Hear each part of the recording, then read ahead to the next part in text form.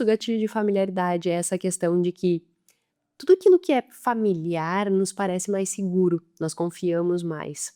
Então, se nós tem vários experimentos de familiaridade que é muito interessante, assim, desde um experimento que testa, ele ao longo do tempo vai mostrando para estudantes palavras que não existem num jornal da escola, assim, da faculdade. E aí depois de um certo tempo mostrando aquelas palavras, eles chegam para os estudantes e perguntam assim: "Ah, isso aqui é uma palavra que representa uma coisa boa ou ruim?". E aí os estudantes eles elencam que todas aquelas palavras que foram apresentadas para eles ao longo do tempo, elas são ditas mais, vantajosas, elas são ditas melhores, elas são ditas como do bem, digamos assim, em comparação com aquelas palavras que eles nunca escutaram. Sendo que nenhuma das palavras eram reais, eram palavras criadas pelos pesquisadores para gerar esse senso de familiaridade. E aí, o simples fato deles lerem aquelas palavras, verem aquelas palavras no jornal ao longo do semestre, fez com que no final eles julgassem elas como boas. Ah, aquela "wash me", sei lá, qualquer coisa assim. "Ah não, eu vi o semestre inteiro, então deve ser alguma coisa boa". Agora, "dirá", sei lá, né, uma palavra que não existe, "dirá". Nunca vi essa palavra, ah, então é uma coisa ruim. Então, isso já foi comprovado que quando nós temos essa sensação de familiaridade, de que eu conheço aquilo, aquilo parece melhor e mais seguro. E aquilo que eu desconheço parece menos seguro. Então é normal que, o marketing como um todo, ele vá tentando fazer com que as coisas elas se tornem familiares para você.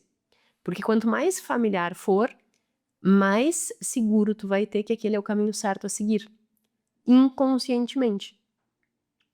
Então é por isso que todo mundo do marketing vai buscar todo mundo do marketing, não do marketing, mas todo mundo que vende alguma coisa vai buscar entender persona.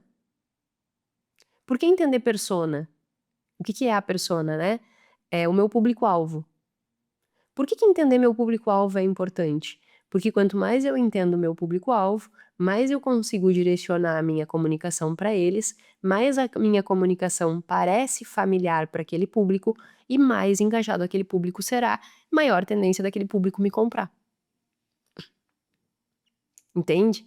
Então, quando tu recebe anúncio no Instagram dizendo: "Para você mulher que mora em Florianópolis e que tem 33 anos, isso é para você". Opa, espera aí, ele tá falando comigo.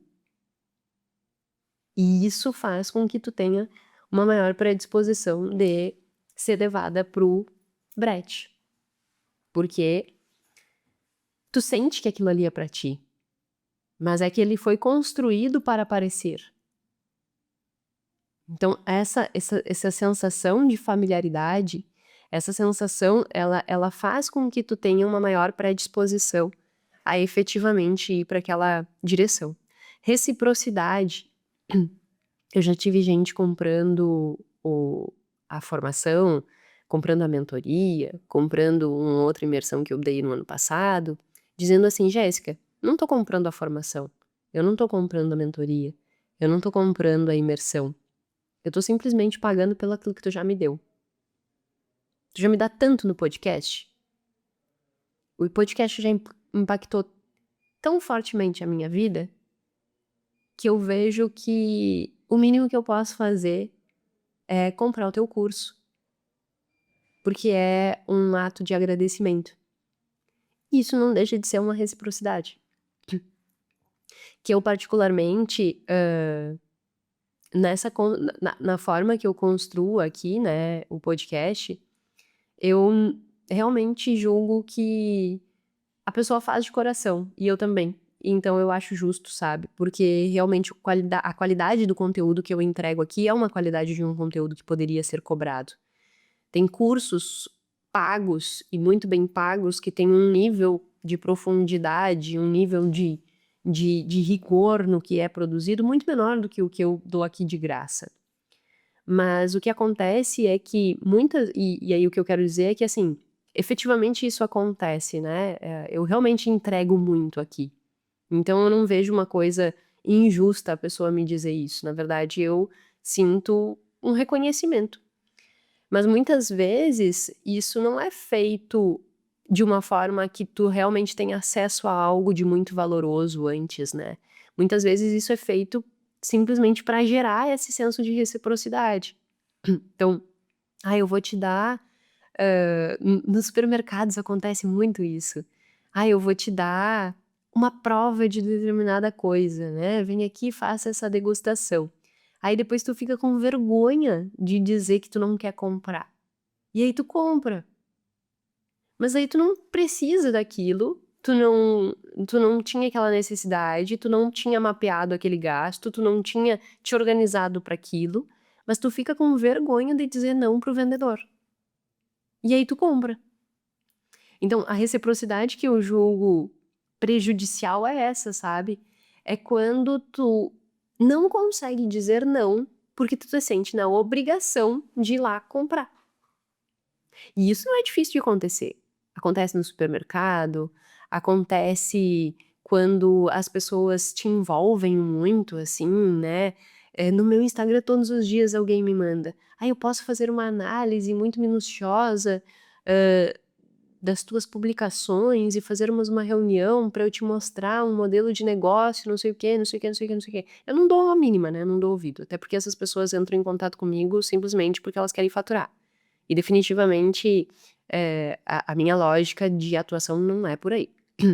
Então eu nem respondo, simplesmente ignoro, dou um excluir. Então não me mande mensagem se você tem essa pegada que não vai ganhar nada. Mas o que acontece é que muitas vezes pessoas que não têm a mesma perspectiva ou que eu, ou que estão se sentindo muito desesperadas, porque estão tentando fazer, fazer, fazer, fazer e a coisa não dá certo, e a coisa não dá certo e é assim mesmo, né. Trabalhar com rede social, trabalhar na internet é assim mesmo.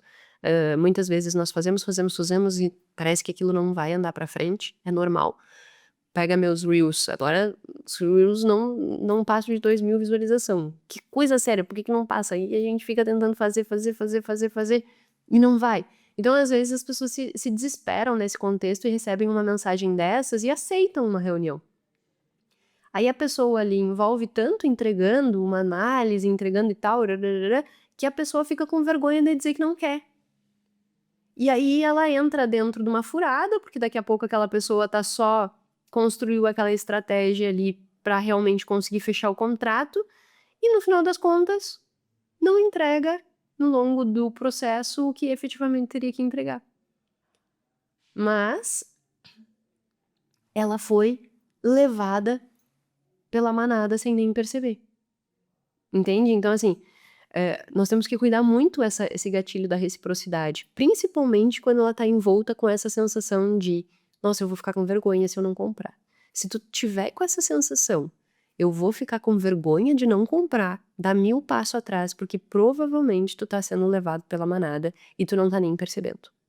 Então te cuida com isso, porque isso vai fazer com que tu consuma sem pensar. E um outro storytelling, né, que é ir construindo uma narrativa, uma história que vai te envolvendo a ponto que tu te envolve afetivamente naquilo, que quando tu vê tu comprou. Bons vendedores fazem isso. Eles começam a construir toda uma história, toda uma narrativa, que quando tu vê tu comprou. Diz: "Meu Deus, mas eu nem pensei, eu nem analisei, como assim eu comprei um negócio no UPA?" Essa expressão é gaúcha também, né, assim, comprei no UPA, naquele impulso. Por quê? Porque foi envolvida pela história, né. Eh, por exemplo, tu pega alguém que tem um gosto muito apurado por história. Aquela pessoa, se um vendedor chegar para ela e conseguir envolver ela numa construção histórica de alguma coisa, essa pessoa tem mais suscetibilidade a comprar. Por quê? Porque ela já tem uma predisposição afetiva à história. Se ela for comprar algo, por exemplo, uma coisa básica, vou vender uma cuia de chimarrão e um porta-cuia de chimarrão e uma bomba. Eu estava tomando chimarrão, por isso que cá está meu chimarrão. E aí, eu gosto de história.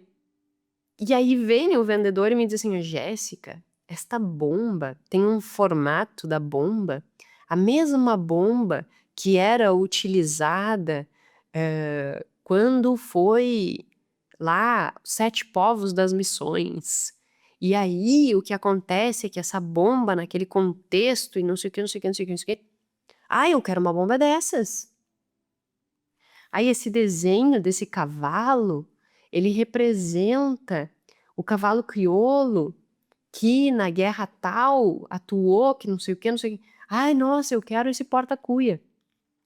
Entende? Então, assim, vão sendo construídas histórias que por vezes tu, nossa, eu quero. E na realidade tu não estava querendo comprar aquilo ali. Tu só foi induzido a comprar aquilo ali.